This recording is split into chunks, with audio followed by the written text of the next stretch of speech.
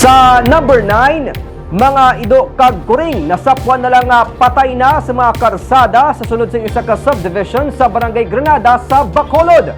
Suspetso sa mga residente may nagpanghilo sa mga sapat. Yaring report ni Romeo Subaldo. Ang malinong nga Providence Negros nga subdivision sa Barangay Granada sa Bacolod aging kibot na lang sang kahapon sa makita sa mga residente pati na sang gwardiya sang subdivision nga may mga patay nga mga ido kag kuring sa dalan sang kahapon. Sa sini nga dalan sa sulod sang subdivision, naabtan pa sang Digicast Negros ang ini nga patay nga ido nga nasulod sa plastic kag ginalangawan. Sulo sa isa sa mga residente, nasalaan sang iya misis nga ila ang ido nga napatay, gani ila inigilayon yung ginsulod sa plastic, pero nakibot sila sa makitaan nga buhi gali ang ila nga ido. Sa nga ganyo na nakitaan? Oo, gano'n nga mo, no? Tapos pagkita nyo na una, abi nyo inyo, Oo, kamo na putos? oo. Yung putos ni misis kung na kayo nag-obra ko mo. Oo. Tapos hindi gali. Mm. Kaya ido nyo nakabalik ya. Pero ang ibay ko nusal kasi wala ka mo idea. Wala kami di, ha? Ginahawlat nila nga magkuha sang basurero ang patay nga sapat. Sa sini naman nga kalye, naabtan pagid sang Digicast Negros nga may isa pagid kapatay man nga ido sa higad sang dalan.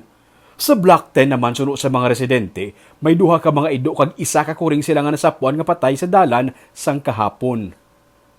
Hapon nila o duha ka Pedri. dako kag kurang. Duha ka ido, kag isa ka kuring. Tas sa guardhouse man. Gipahitiluan nyo lang na Sonya, ma'am. So di pa ko. Pero kasi no ido, Hindi na mo kilala. kita lang diyan lang din. O dagko nang layaw na bala. Pero hindi ta ini sa mga residente ya. Ang buta ko kay pirmi man to nga ido basi ilaha. Pero may kuring pagid. Wala labot sa ido, may kuring pagid. Suno sa gwardiya sang subdivision, may anom tanan ka mga patay nga mga ido nga nakitaan kag isa ka kuring. Ang isa diri ka ido, nakita pa sang isa man ka gwardiya nga nagadalagan pa kag nagabura ang baba antes na tumba. Ang suspetsyon nyo, ginhiluan? Ibanlagan siguro. Ano ko nung gadagan ng ido, gabula ang baba? Oo, diri nga sa idong. Nakita nyo? Nakita sang ipod yung... Gaano ko bali ang ido pa? Gano'n, wala. Gabura ng bakba.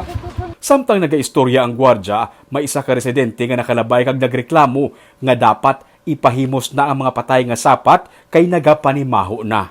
Wala. Itin bala. Way ko di upod, ha? Makulong isa. Ha? Way ko di upod. Hindi to inyo ido, ma'am, ang sa dalan? Basta Nakita ko to, may duwa to. Kinala ko gani nga. i-try lang nga sa sikat, ma'am. Wala Kasi sing may tagiya sa black itin. Ah.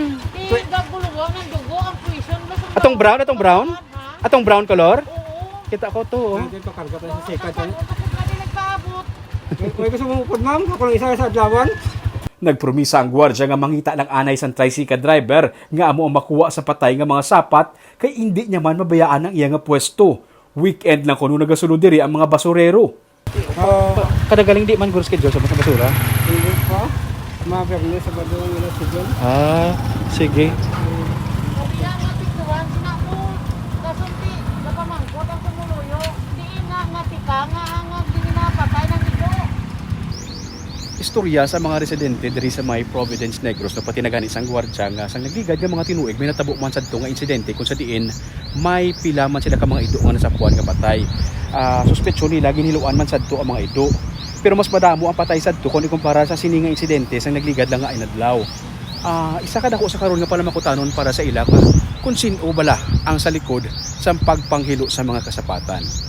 Hindi ining nauna nga tion nga natabo ang ginaligar pagpanghilo sang mga sapat pero suno sa gwardiya, posible nga residente man ang nagpanghilo sa sapat pero ila pa ini nga ginausisa. Ang grupo nga Community Animal Rescue Efforts o CONCARE ang naalarma sa sini nga insidente.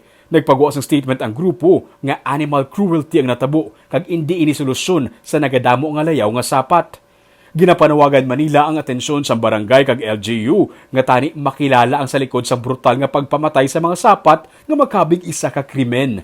Handa sila maghatag sang reward sa makahatag sang impormasyon sa kung sino ang sa likod sa pagpanghilo sang sini nga mga sapat.